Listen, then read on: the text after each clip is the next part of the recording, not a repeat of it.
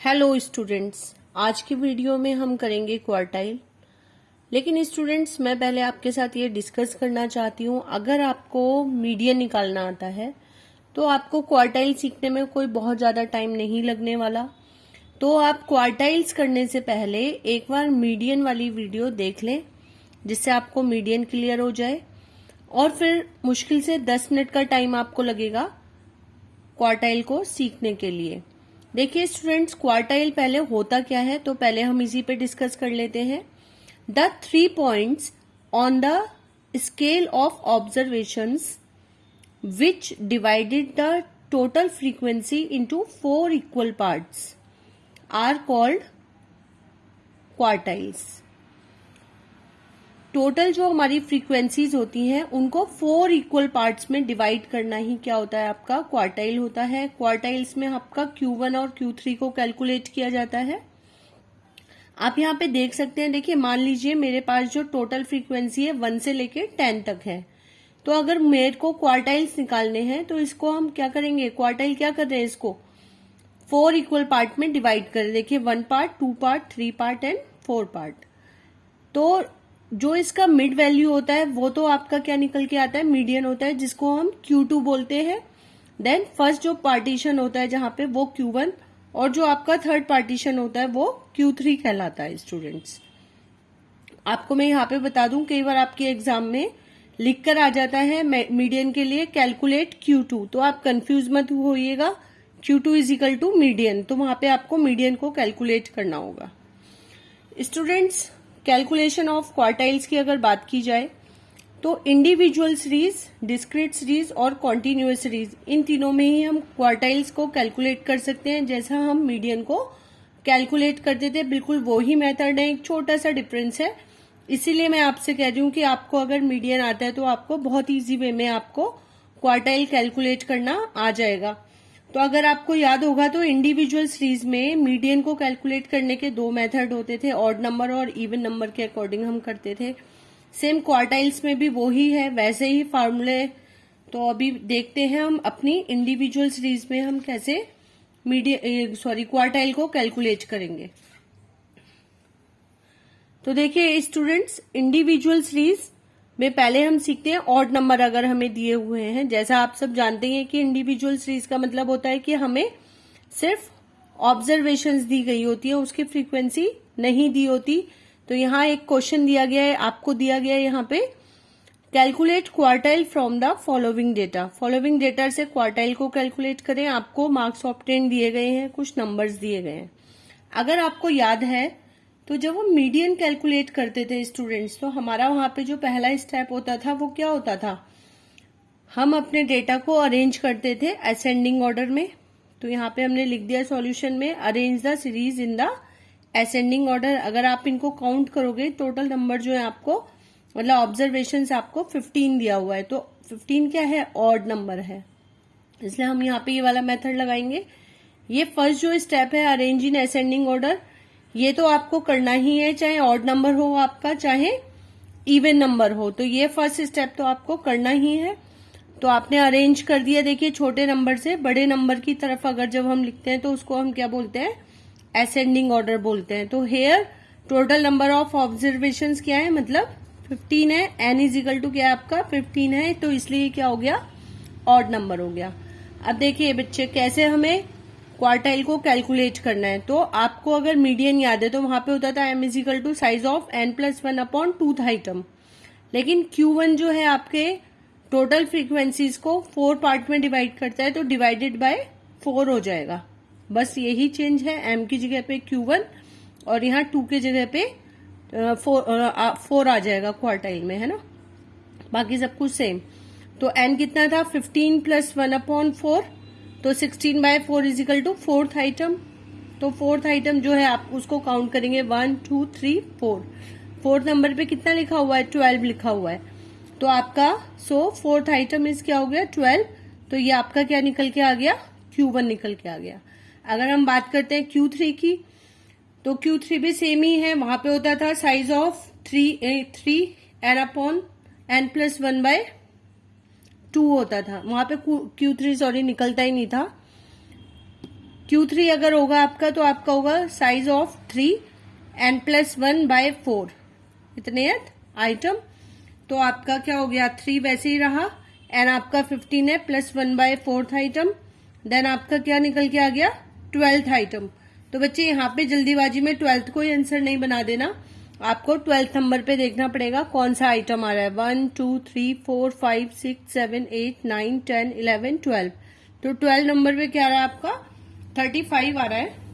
So 12th item is क्या हो गया 35। तो आपका Q3 क्या हो गया 35 हो गया स्टूडेंट्स। तो आपने यहाँ पे देखा कि जैसे हम मीडियन निकालते थे सेम वैसे ही आपका क्या निकाला जा रहा है, यहाँ पे Q1 और Q3 को निकाला जा रहा है।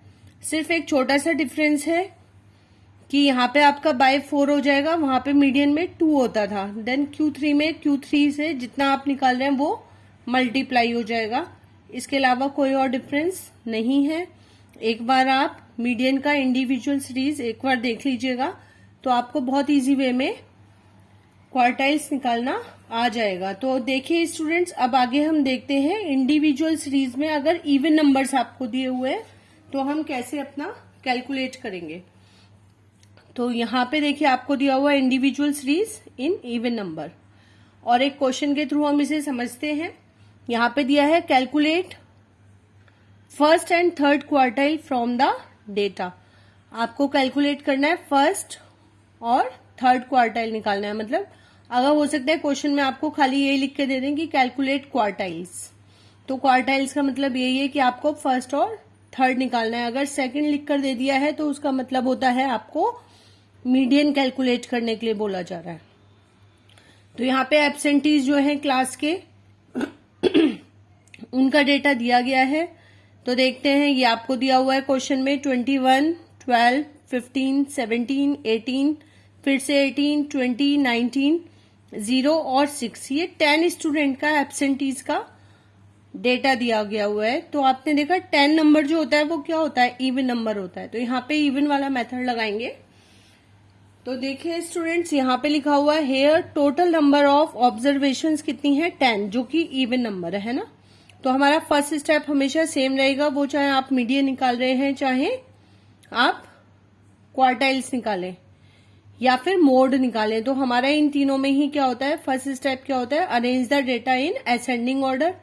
तो आपने क्या करा, इसको असेंडिंग ऑर्डर में लिख दिया 0, 6, 12, 15, 17, 18, 18, 19, 20 और 21। देन फॉर्मूला बिल्कुल सेम ही है जो अभी आपने ऑड नंबर में देखा था। Q1 is equal to size of n+1/4 item. तो साइज ऑफ n कितना है 10 + 1/4 आइटम।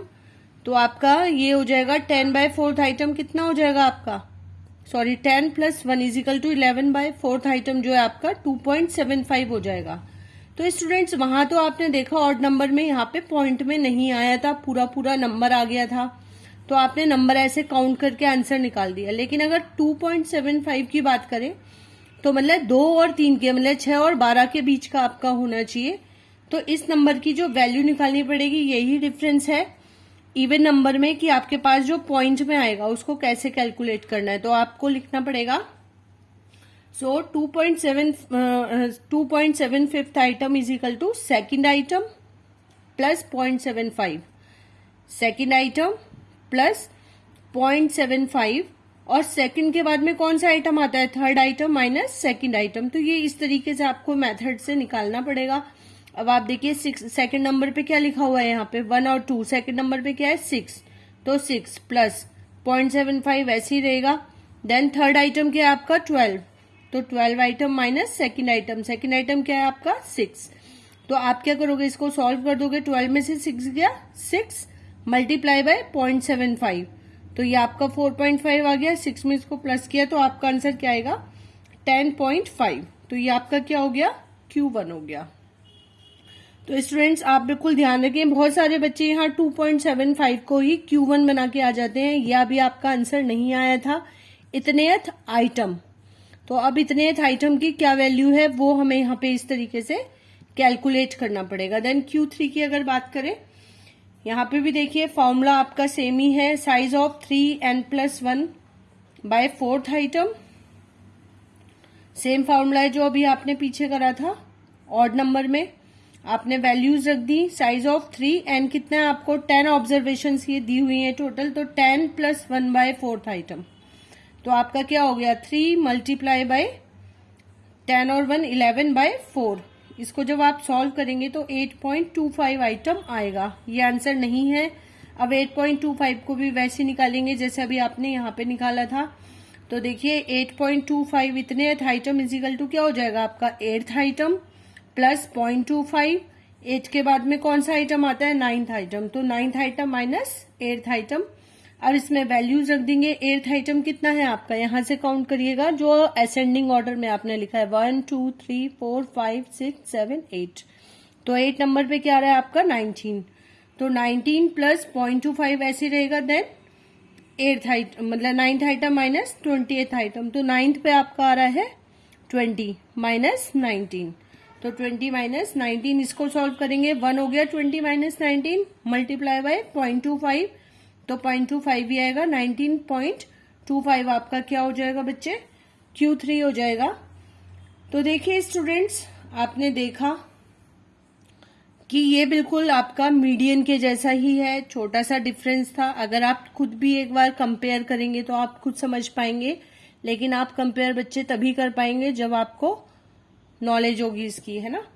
तो चलिए आगे देखते हैं। अब आपका डिस्क्रीट सीरीज, ठीक है। तो क्वार्टाइल्स इन डिस्क्रीट सीरीज भी बिल्कुल वैसा ही है जैसा कि मीडियन है, बस वही फॉर्मूला चेंज है थोड़ा सा, मतलब फॉर्मूला भी वही है जैसा अभी आपका, जैसे मीडियन में जो इंडिविजुअल सीरीज का फॉर्मूला होता है वो ही डिस्क्रीट का होता है। तो यहाँ पे भी जो आपका इंडिविजुअल सीरीज का फॉर्मूला था वो ही डिस्क्रीट सीरीज का फॉर्मूला रहेगा। क्वेश्चन के थ्रू समझते हैं इसको, बहुत सिंपल है। एक क्वेश्चन दिया हुआ है आपको, यहाँ पे लिखा है calculate quartile from the following data. अगर आप क्वेश्चन को देख रहे हैं यहाँ पे एक्स और एफ आपको गिवन है। क्वेश्चन देख के आप बिल्कुल समझ पा रहे होंगे कि डिस्क्रीट सीरीज का क्वेश्चन है ना। तो देखिए इसका सॉल्यूशन कैसे करेंगे। अगर आपको याद है तो मीडियन निकालने के लिए डिस्क्रीट सीरीज में सबसे पहले हमें क्या करना होता है, कैलकुलेट CF करना होता है। तो यहाँ पे भी सेम ही स्टेप है। आपने अपने एक्स क्वेश्चन वाले लिख लिए, आपने अपने एफ लिख लिए। आपको बस यहाँ पे थोड़ा सा ये ध्यान देना है बच्चे, मतलब किसी भी क्वेश्चन में चाहे मीन मीडियन मोड आप कुछ भी करें, कि आपको एफ ही दी हुई है ना, कहीं CF तो नहीं दी हुई। अगर एफ दी हुई है तो ऐसे ही लिख देंगे, लेकिन अगर इसके बदले ये CF दे रखी होती, कई बार कंफ्यूज करने के लिए वो लोग CF दे देते हैं, तो आपको एफ निकालनी पड़ती है। ये मैंने आपको अपनी और वीडियो में भी, पहले की वीडियो में बताया हुआ है कि एफ से CF कैसे निकालते हैं या CF से हम एफ कैसे निकालते हैं, आप वहां से देखिएगा।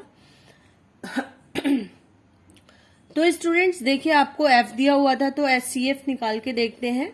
पहला वो ही 7 रहेगा, देन 7 और 9 कितना हो गया आपका 16, 16 और 25 41, 41 और 22 आपका हो गया 63, 63 और 18 81, 81 और 11 कितना हो गया 92, 92 और 8 आपका हो गया 100।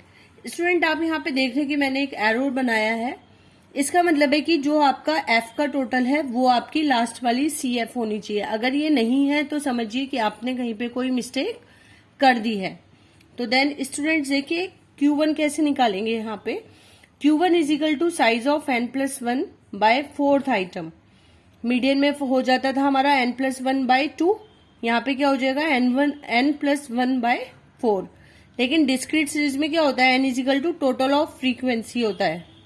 ये चीजें आपको छोटे छोटे पॉइंट होते हैं, इन पे बहुत ध्यान देना है, जल्दीबाजी में बच्चे गलतियां करके आ जाते हैं।